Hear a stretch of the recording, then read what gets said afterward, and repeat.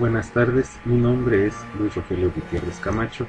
Soy alumno del primer año en la especialidad de Medicina del Deporte de la Escuela Superior de Medicina, Instituto Politécnico Nacional, y esta es una presentación para la clase de Kinesiología acerca de la composición y descomposición de fuerzas por el método gráfico y el método matemático.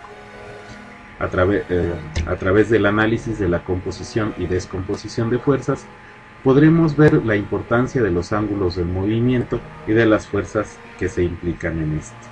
En primer término, veamos qué es la fuerza. La fuerza, en términos coloquiales, es la capacidad de movimiento sobre un cuerpo.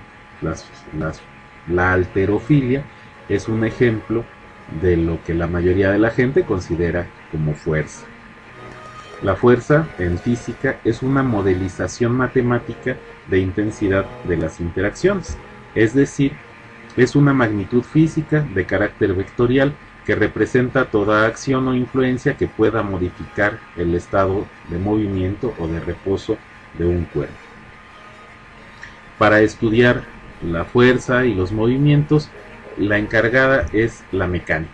La mecánica entonces estudia la acción de las fuerzas sobre los cuerpos materiales y se subdivide en dos tipos de mecánica. La mecánica estática estudia las partículas y los cuerpos rígidos que se encuentran en equilibrio estático. Y la mecánica dinámica se divide a su vez en dos. La cinemática, que estudia las leyes del movimiento de los cuerpos sin tomar en cuenta las causas que lo producen y se limita a estudiar la trayectoria en función del tiempo. Es decir, es la encargada de analizar sobre todo velocidad, aceleración, dirección, cambios en la dirección. Y la otra parte de la mecánica dinámica es la cinética, que estudia los elementos que afectan a los movimientos, como pueden ser masa, fuerza y energía. En la pantalla vemos la complejidad de movimientos que puede tener el cuerpo humano, un ejemplo de movimientos de balón. Entonces, para poder entender las fuerzas, repasemos las leyes de Newton.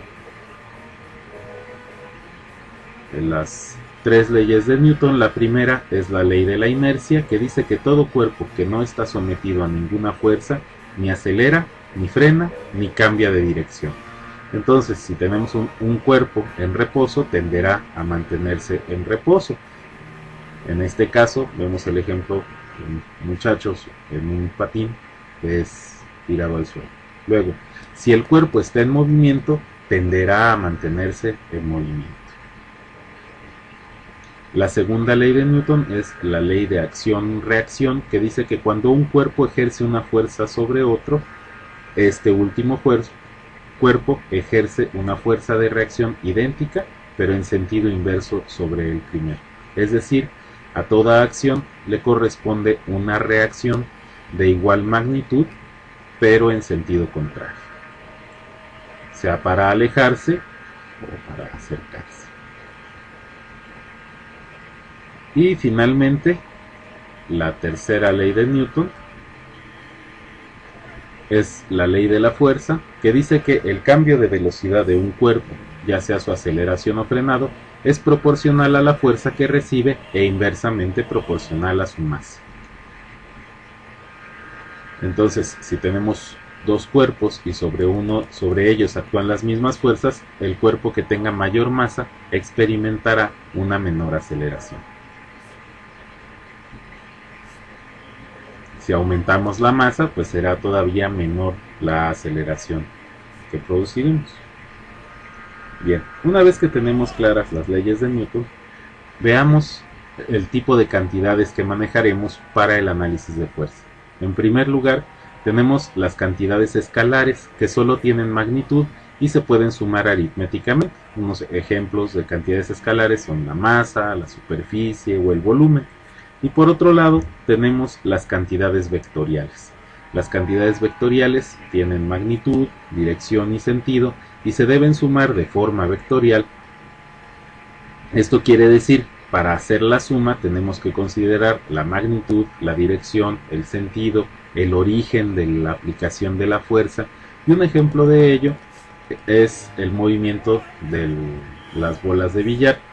en donde aplicamos una fuerza externa a través del taco y tenemos dos masas de la misma dimensión interactuando sobre una superficie que ofrece poca resistencia o poca fricción, y entonces a través de las sumas vectoriales podemos obtener desplazamiento, velocidad, aceleración, momento y fuerza. Ahora, hay básicamente dos tipos de fuerza si las dividimos en fuerzas externas e internas. Las fuerzas externas son la fuerza de gravedad, la resistencia del aire, la resistencia del agua, es decir, elementos que no son propios del objeto o en este caso de la persona que aplica la fuerza. Y las fuerzas internas son las que reaccionan a las externas y se llaman tensiones, como es el peso, las fuerzas musculares, etc. Ahora bien, otro concepto importante es el concepto de velocidad. La velocidad es la relación de la distancia sobre el tiempo. En el caso de una carrera corta duración, podemos decir que la velocidad es prácticamente constante a lo largo de todo el trayecto, pero no así en la salida. En la salida entonces tendremos que analizar el concepto de aceleración. La aceleración es la diferencia de las velocidades, es la velocidad final menos la velocidad inicial dividida sobre el tiempo. Entonces la inercia, decíamos, es una propiedad que tienen los cuerpos de permanecer en su estado de reposo o de movimiento. En el caso del lanzamiento de martillo, lo que más nos interesa es el momento de inercia, que es la medida de la inercia rotacional de un cuerpo. Y en general, en los movimientos del cuerpo humano, utilizaremos sistemas de palanca en donde también el momento de inercia es muy importante. Ahora, otro concepto que es importante tener claro es el concepto de torsión, momento de fuerza o brazo de palanca, que es esencialmente lo mismo, en donde la magnitud del giro alrededor de un centro de rotación es lo que nos dará el valor del brazo de palanca. Y es el producto de la fuerza por la distancia perpendicular desde el centro de rotación a la línea de aplicación. O sea, mientras más lejos apliquemos la fuerza del centro de rotación, mayor será nuestro brazo de palanca o nuestro momento de fuerza. Para eso tenemos este diagrama en donde la línea de fuerza es, en este caso, la acción de la gravedad, según la barra y el peso que tengamos. Y el brazo de palanca está dado a partir del eje de rotación, que en este caso es la articulación glenohumeral, que sirve como fulcro, y el brazo de palanca. Entonces es importante entender qué es un sistema de palancas. Sobre una barra, un sistema de palancas tiene un fulcro o punto de apoyo. Un lado de la palanca o brazo es donde se aplica la potencia, y del otro lado es donde está la carga. También se llaman carga y contrapeso. Para mantener este sistema en equilibrio es importante recordar que la potencia por el brazo de la potencia será igual a la resistencia por el brazo de la resistencia. Esto quiere decir que si tenemos un brazo de potencia muy largo y una potencia pequeña, será suficiente para contrarrestar una resistencia grande que se encuentre ante un brazo de resistencia corto. Entonces, hay distintos tipos de palanca. La palanca de primer grado, también conocida como palanca de equilibrio, es cuando el fulcro se encuentra entre la potencia y la resistencia. En este caso vemos a un equilibrista sobre la cuerda floja, donde el fulcro se encuentra sobre la cuerda y la potencia y la resistencia la va aplicando en los movimientos de los brazos. En el cuerpo humano, un ejemplo de palanca de primer grado es, por ejemplo, en el caso del cráneo, la cabeza tiene mayor peso hacia su parte anterior, la gravedad tiende a que la parte anterior de la cabeza caiga, y ahí es donde aplicamos la resistencia. Para poner una potencia ante esta resistencia, tenemos el trapecio en la parte posterior y el punto de apoyo, que es la articulación de las vértebras con el cráneo. Ahora, ¿qué es una palanca de segundo grado o palanca de fuerza? Es cuando la resistencia se encuentra entre el punto de apoyo y el punto de aplicación de la potencia. En este caso vemos a una bailarina que se para de puntas, porque un ejemplo de palanca de segundo grado es cuando tenemos el apoyo sobre los dedos del pie, la resistencia, que es la gravedad proyectada sobre la tibia, y la potencia finalmente es la fuerza que opone la musculatura de los gemelos y el sóleo. Entonces tenemos el punto de apoyo, luego el punto de resistencia y luego la potencia. Esto es una palanca de segundo grado. Y una palanca de tercer grado o palanca de velocidad es cuando la potencia se encuentra entre el punto de apoyo y el punto de aplicación de la resistencia. Como es en este ejemplo, el punto de apoyo lo tenemos en la articulación del codo. Tenemos en primer punto el bíceps, la tracción del bíceps, que es la potencia, y más alejado del punto de apoyo tenemos el punto de aplicación de la resistencia. Ahora, cuando combinamos distintas articulaciones para lograr un movimiento, las ordenamos de forma sucesiva, entonces tenemos una cadena cinética. Es entonces la combinación o asociación de varias articulaciones puestas de forma sucesiva para realizar un trabajo común. En el caso de la imagen que vemos en verde los músculos que se activan, que se contraen para lograr el movimiento de una cadena cinética abierta de un modelo que sube unas escaleras.